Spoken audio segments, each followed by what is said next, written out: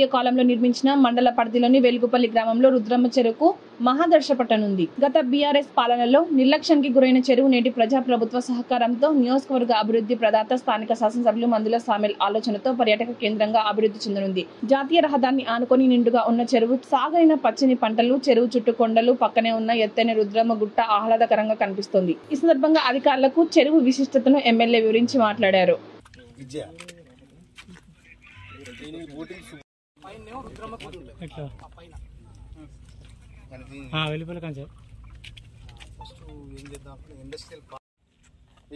చుట్టూ గుట్టలే దాదాపు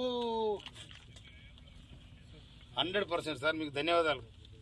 ఇక మీరున్నారు కాబట్టి నాకు పెద్దగా చాలా ఆశ పుట్టింది.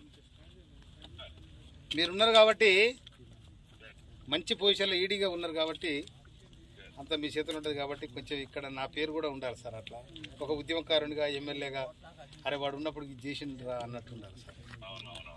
అందుకోసమనే దీన్ని okay sir. Thank you sir. మీరు చెప్పి ఒకసారి